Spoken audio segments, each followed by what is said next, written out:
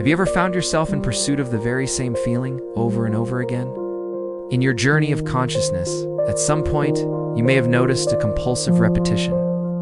It might be a substance, a behavior, or even an emotional pattern, a faithful ghost that repeatedly visits the same room in your inner world.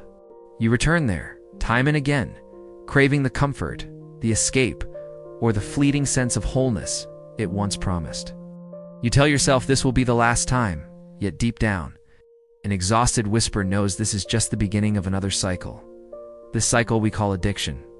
And yet herein lies a profound paradox. The more you chase that which offers a temporary sense of feeling good, the deeper your psyche plunges into a more profound void. The very remedy you use to fill an inner crack is precisely what corrodes its edges, making it wider and deeper. After every brief release, a longer, heavier sense of shame and gravity always follows. It leads you to ask, why did the very thing that promised freedom end up building the most impenetrable cage?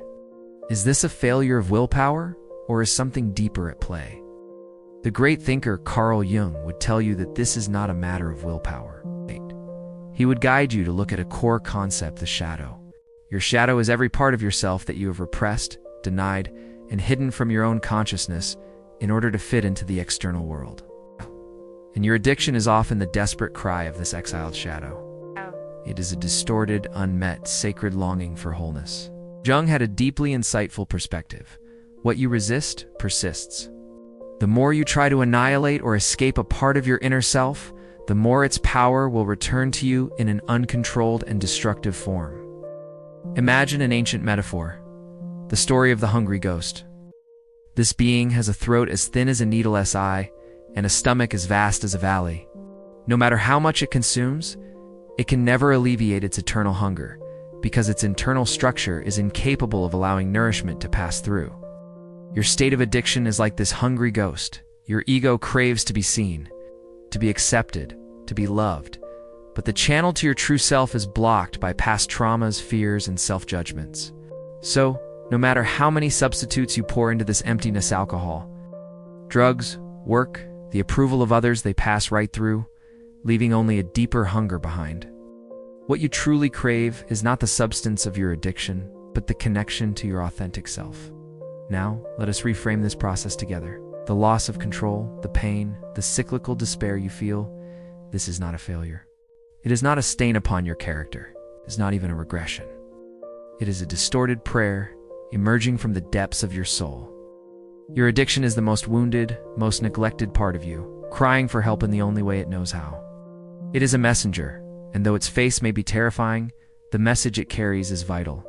It is telling you, there is a wound here. Light is needed here. Your presence and awareness are needed here. This seemingly destructive storm is, in fact, a necessary purification. It is washing away the fragile foundations of your old identity to create space for a profound transformation. And so, the core insight for healing is this.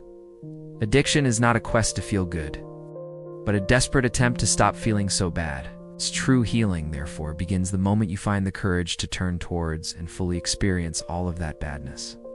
It asks you to stop chasing and turn inward instead. It invites you, with compassion, to listen to the whisper of your shadow, to understand why it is so hungry, and what sacred wound it is protecting. Healing is not a battle. It is an integration.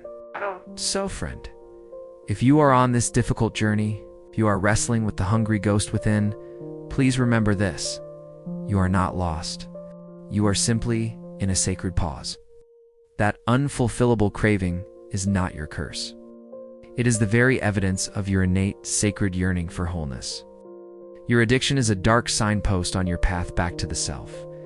Be gentle with yourself, for you are engaged in the bravest work in the universe, the work of making a fragmented soul whole again.